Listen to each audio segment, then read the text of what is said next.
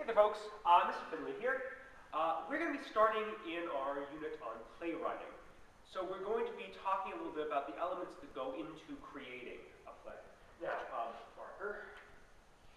So the first guy to actually write about playwriting was this guy by the name of Aristotle.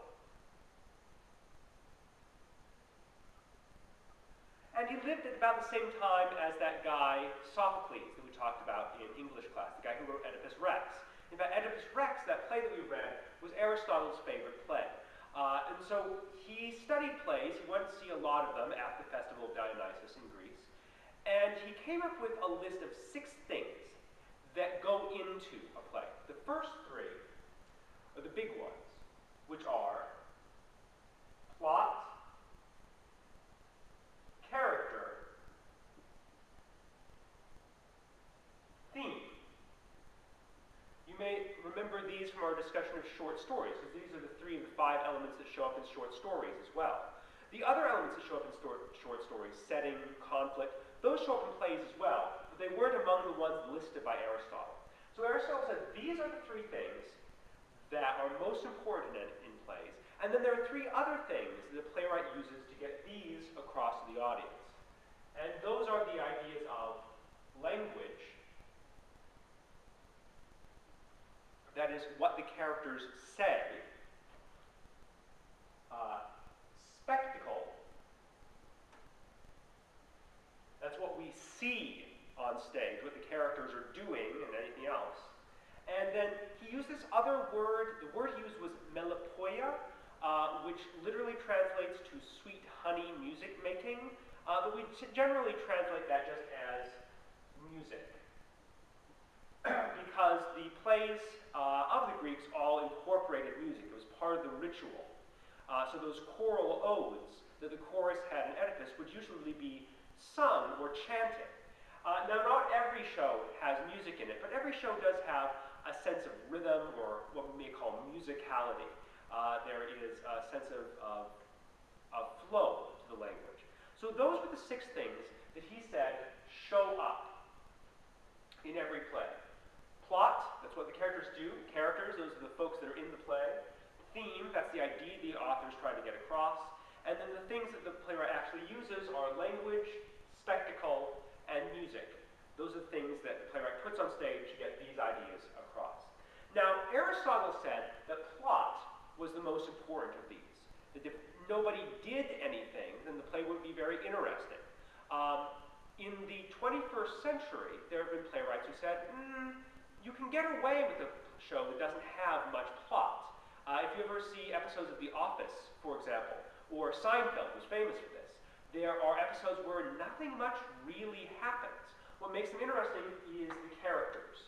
As long as you have interesting characters, then a show can work on its own. So that's what we're going to start with. We're going to start looking at this idea of character.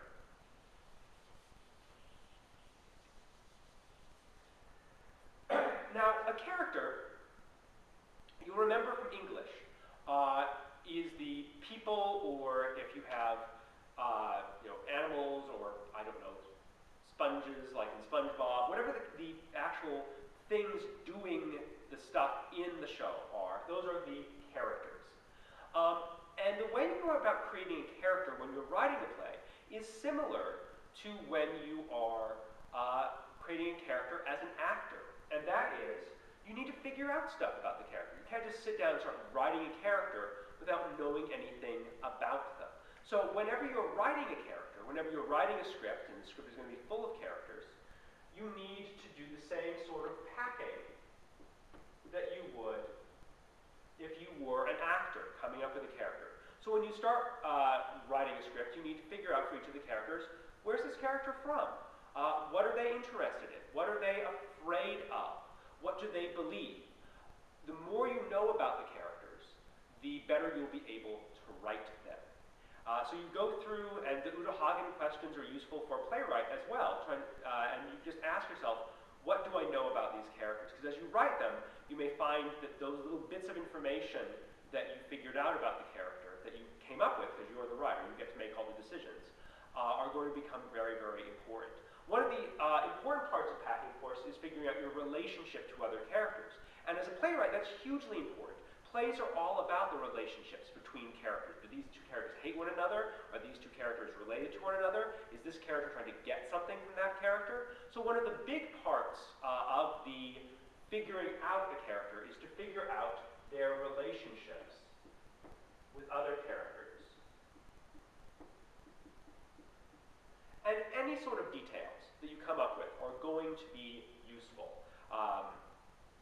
What they had for breakfast that morning, what they are most afraid of, what color their bedroom is. All these little details will make for rich character. They may never come out in the script that you write, but the fact that you know them means that you're going to be able to write that character in a richer way. There is one thing, though, that you absolutely need to know. And if you remember back to our discussion of acting, it becomes pretty obvious what detail about each of your characters you absolutely need. And that is you need to know what they want. If a character doesn't want anything, then there's nothing to propel them into action in a play. A play has to be full of action, has to be full of people doing things, otherwise it gets boring. Now that doesn't mean action like swinging off buildings or shooting guns, although that could certainly be in a play. But the characters have to be doing something, otherwise it gets really, really boring. And what propels characters into doing something is wanting something. It's the same thing we talked about when we were studying acting.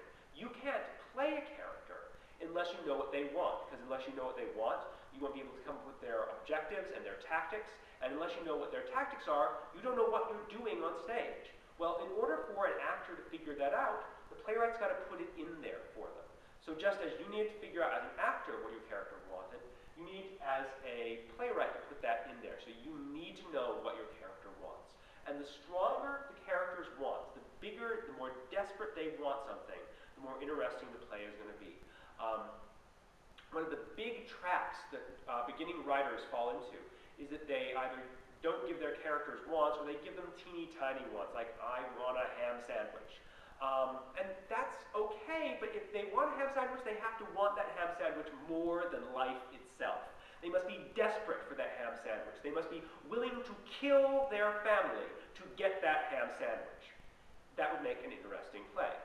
There's one more thing I should point out about character. And that is, as we talk about in the next video, one of the things that is most important in script is what the characters say. That's what 90% of a script is going to be. How the characters express themselves, the lines that they speak, and the lines the actor speaks for that character. And so, we get to this idea of character voice. That is how the character expresses him or herself, the way they speak.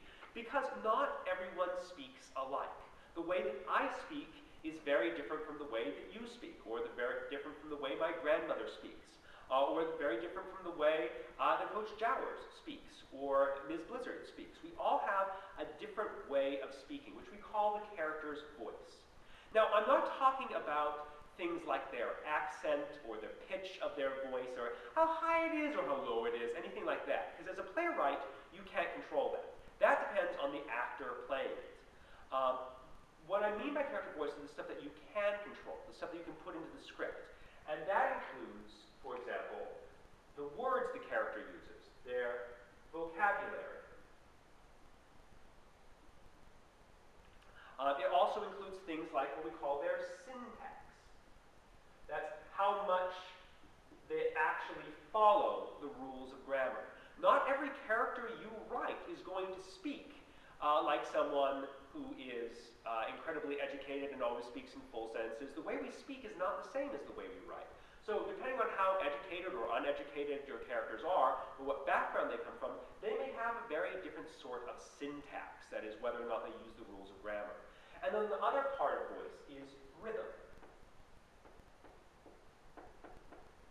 And it's sort of subtle, but rhythm is how fast or slow someone speaks. Do they speak with lots of teeny little one-syllable words like a machine gun, or do they have big, long, flowing sentences with lots of great big words that go on forever?